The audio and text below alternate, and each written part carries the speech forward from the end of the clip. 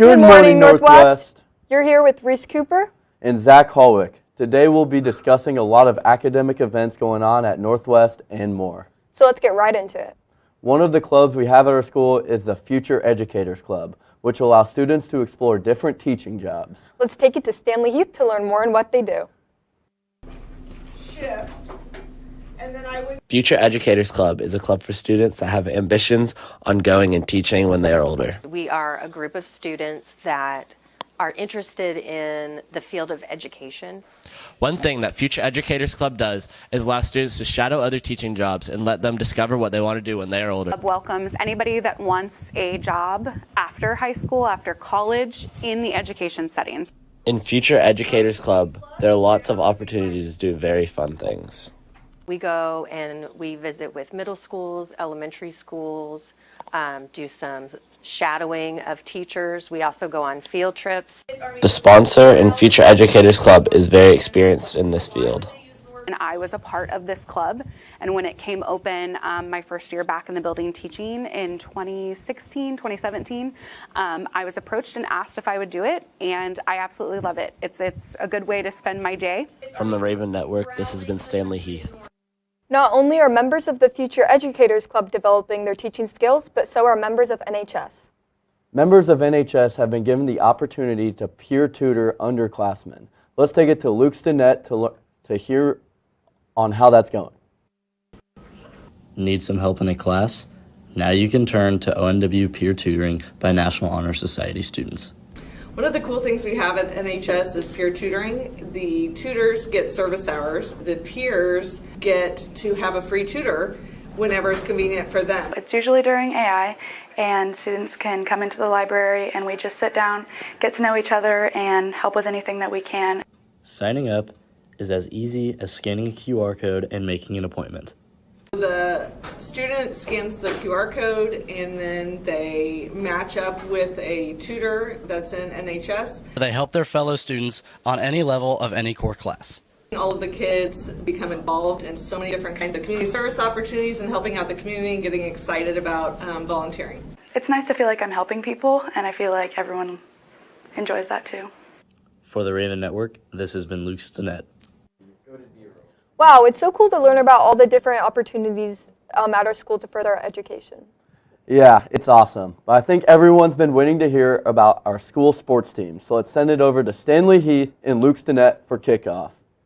What's up, Ravens? I'm Stanley Heath. And I'm Luke Stinnett. We're back with y'all's favorite segment, Kickoff. Our Raven football team had their HOCO game last Friday night against Shawnee Northwest. They came back from being down 21-7 at half to come out on top 31-28. Bryce Randall ran for a huge 61 yards. The team ran for overall of 252 rushing yards in their comeback win.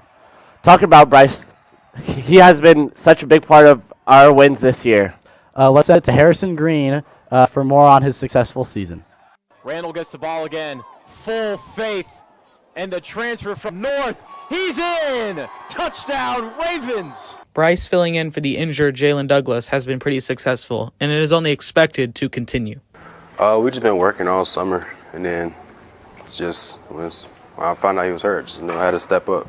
He's gotten his opportunities on the varsity field, and he's shown what he can do, and I don't expect anything less. I think he will continue to ground and pound the way that he does, but obviously with the additions of the other guys back, I think our backfield will get even better. With Jalen coming back, him and Bryce look to form a dangerous duo in the backfield.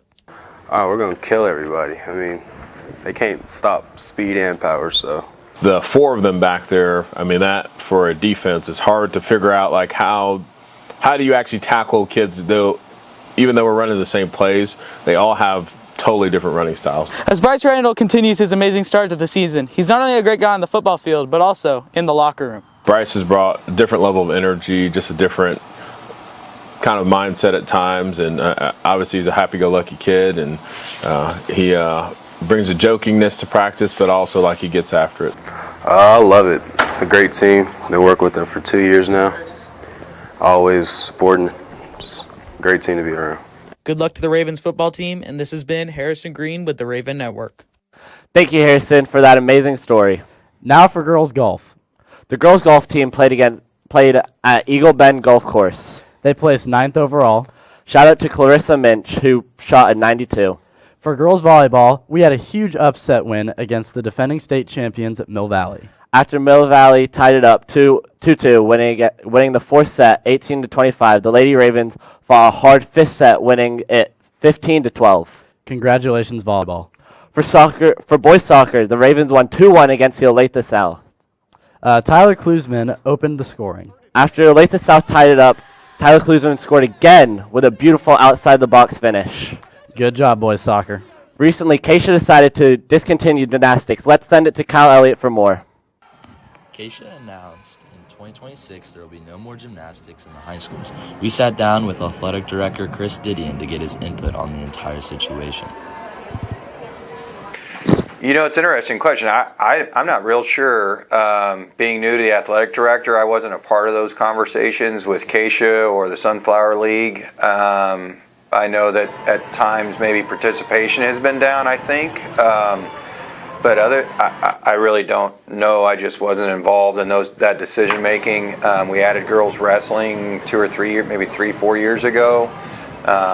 Obviously, there's some discussion on, girls flag football is really gaining a ton of momentum.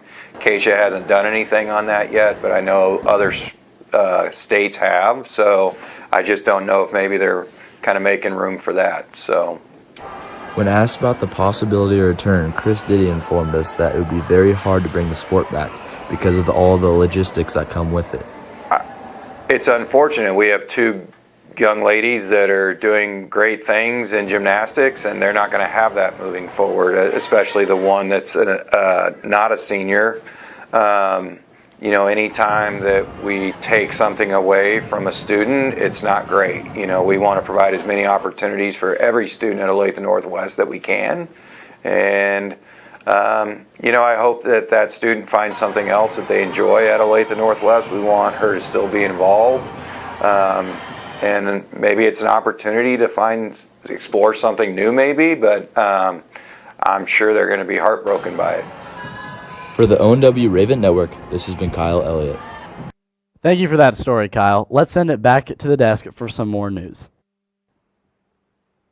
Thanks, Stanley and Luke. Well, back to some more school news. Olathe Northwest hosted a debate tournament this past weekend. Let's take it over to Gavin Hill to hear how it went. I think debate is one of the most valuable things that our students can do in high school.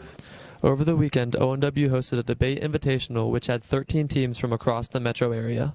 It is the only time that we'll host our debate all season. ONW hosting this tournament doesn't mean it's just another competition students have to work at. Each year, we travel to a number of other schools to compete in their tournaments. Hosting this tournament allows ONW to compete in an 8th competition at other schools instead of the normal 7. ONW also collects the funds from the competition and can use it to help better the program. So we really have everyone coming together to put on a great event this weekend. From the Raven Network, this has been Gavin Hale. Well, Ravens, unfortunately, that is all we have for you today. Make sure to pop out at Shawnee Mission North on Friday for the game. We hope you have a great rest of your day. Raven Nation, let's fly!